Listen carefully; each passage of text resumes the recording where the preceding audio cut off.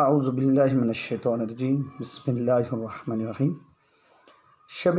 برات کے حوالے سے اس ماہ کی فضیلت و برکت کی کچھ معلومات سماعت فرما لیں۔ اللہ کریم نے اس رات کا ذکر اپنے پاک کلام میں بھی ارشاد فرمایا ہے۔ سورۃ دخان کی پہلی آیات بینات میں اللہ کریم نے ارشاد فرمایا، حامیم والکتاب المبین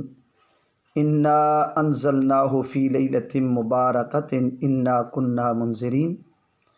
فیہا یفرق کل امر حکیم۔ اللہ کریم نے اس رات کا ذکر لیلۃ مبارکہ، لیلۃ مبارکہ جو ہے یعنی بڑی برکت والے، اس کے چند نام ہیں۔ مثلا اس کو شب برات بھی کہتے ہیں،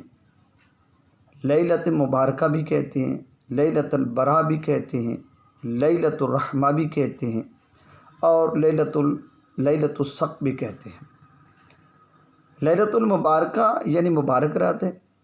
لیلۃ البراء چھٹکارے والی رات ہے یعنی دوزخ سے آزادی اس رات کو نصیب ہوتی ہے۔ لیلۃ الرحمہ برکت والی رحمت والی رات ہے، اور لیلۃ الصق کا مطلب ہے تفویض امور، یعنی اللہ کی بارگاہ سے جو فرشتوں کو احکام جاری ہوتے ہیں ان کا باقاعدہ اس رات کے اندر فیصلہ کیا جاتا ہے۔ اللہ تبارک و تعالیٰ اپنی رحمت کے باعث بہت سارے دوزخیوں کو جنت میں داخل اسی رات کو فرماتا ہے۔ سال بھر کا جو بجٹ ہے، ایک ہماری زندگی کا بجٹ ہے، پوری زندگی ہم نے کیا کرنا ہے، کیا کچھ کھانا پینا ہے، معاملات زندگی جو ہیں وہ سارے ایک زندگی کا ہے بجٹ، اور اس سارے بجٹ کا ایک منی بجٹ ہے جو اس رات کو تیار کیا جاتا ہے پورے سال کے لیے۔ یعنی کھانا کتنا ہے، پینا کتنا ہے، سونا اور جاگنا کتنا ہے، شادی بیاہ، بچے، معاملات زندگی، اس ساری چیزوں کو ایک ترتیب دی جاتی ہے۔ سیدہ ام عائشہ صدیقہ رضی اللہ تعالیٰ عنہ، یہ بیکی کی شریف حدیث سے پاک ہے، ارشاد فرماتی ہیں کہ میں نے رسول پاک صلی اللہ علیہ وسلم سے سنا، اسی رات سال بھر پیدا ہونے والے اور تمام مرنے والے لوگوں کی فہرست تیار کی جاتی ہے۔ آپ نے ارشاد فرمایا، ان یکتب کل مولود من بنی آدم فی ہذہ السنہ وفیہا یکتب وفیہا ان یکتب کل ہالک بنی آدم فی ہذہ السنہ، یعنی مرنے اور زندہ ہونے والے تمام افراد کے نام اس رات کو لکھ لیے جاتے ہیں اور فرشتوں کو یہ فرشتیں دے دی جاتی ہیں۔ اسی رات کو اعمال نامے تبدیل ہو جاتے ہیں، جو فرشتے ہمارا یہ کاندھوں پہ بیٹھ کر حساب کتاب لکھ رہے ہیں، ان کو بڑے اعمال نامے میں ریکارڈ کے طور پر لکھا جاتا ہے، اور فرشتوں کو یہ دوبارہ نیا جو ہے رجسٹر دے دیا جاتا ہے۔ یعنی سال بھر جو کچھ لکھنا ہے وہ سال بھر کے بعد اس کی مکمل رپورٹ جو ہے وہ بڑے رجسٹر کے اندر انٹر کروائی جاتی ہے۔ حضرت عثمان بن محمد روایت کرتے ہیں، یہ ابن کثیر نے، حافظ ابن کثیر رحمۃ اللہ تعالیٰ نے اس کو نوٹ کیا کہ رسول پاک صلی اللہ علیہ وسلم نے ارشاد فرمایا، زمین والوں کی عمریں ایک شبان سے دوسرے شبان تک لکھ دی جاتی ہیں، یہاں تک کہ انسان شادی بیاہ کرتا ہے، اس کے بچے پیدا ہوتے ہیں، حالانکہ اس کا نام مردوں میں لکھا جا چکا ہے۔ الدر المنصور کی جلد نمبر 6 اور صفحہ نمبر 26 پر سیدہ ام عائشہ صدیقہ رضی اللہ تعالیٰ عنہ پھر روایت فرماتی ہیں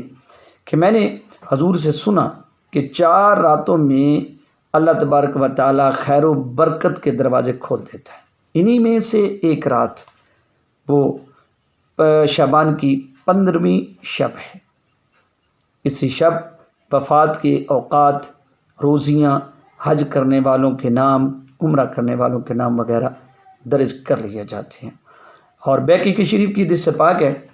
آپ چند ایک حدیثیں جو ہیں وہ سماعت فرما لیں۔ یہ مغفرت والی رات ہے،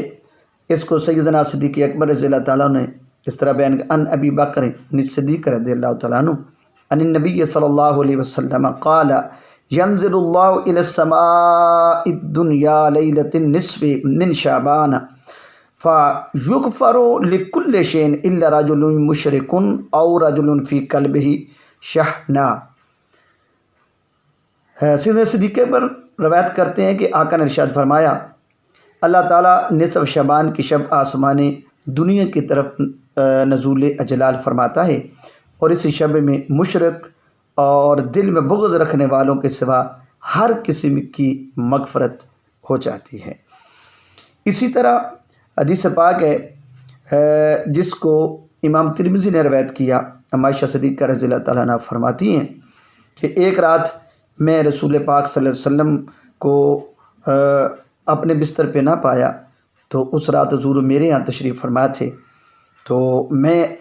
آپ کو تلاش کرنے کے لیے باہر نکلی اور میں چلتے ہوئے جنت البقیع میں چلی گئی۔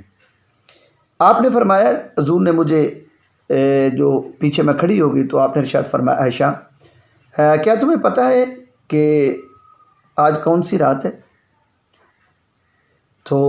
اس سے قبل جو آقا نے ارشاد فرمایا عائشہ کیا تیرا خیال ہے کہ اللہ اور اس کا رسول تیرے کے ساتھ خیانت کرے گا؟ عرض کی نہیں یا رسول اللہ ایسی بات نہیں،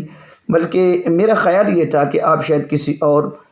زوجہ محترمہ کے یہاں تشریف لے گئے، میں تو اس خیال سے نکلی تھی۔ تو آپ نے فرمایا عائشہ تمہیں پتہ کون سی رات ہے؟ تو میں نے عرض کیا آقا مجھے تو کوئی پتہ نہیں۔ آپ نے ارشاد فرمایا کہ بلا شبہ اللہ تبارک و تعالی شعبان کی 15ویں شب آسمان دنیا کی طرف نزول اجلال فرماتا ہے اور بنو کلب کی بکریوں کے بالوں برابر لوگوں کی مغفرت فرما دیتا ہے۔ کیا فرمایا کہ ان اللہ تعالی ينزل ليلة النصف من شعبان إلى السماء الدنيا فيغفر لأكثر من عدد شعر غنم قلب۔ تو یہ بڑی ببرکت رات ہے، اس کے باقی جو نوافل اور عبادت کے جو طریقے ہیں آپ اس کا جو دوسرا پارٹ ہوگا اس کے اندر یہ فرسٹ پارٹ ہے اس ویڈیو کا، اور اگلے پارٹ میں انشاءاللہ میں کوشش کروں گا کہ وہ نوافل اور طریقہ عبادت جو اس شعبان کو اس رات کو کیا جائے اس کو آپ تک پہنچا سکوں۔ اللہ کی بارگاہ میں دعا ہے کہ رب کائنات ہمیں اس شب کی فضیلت کو سمجھ کر اور اس رات جاگنے کی عبادت کرنے کی توفیق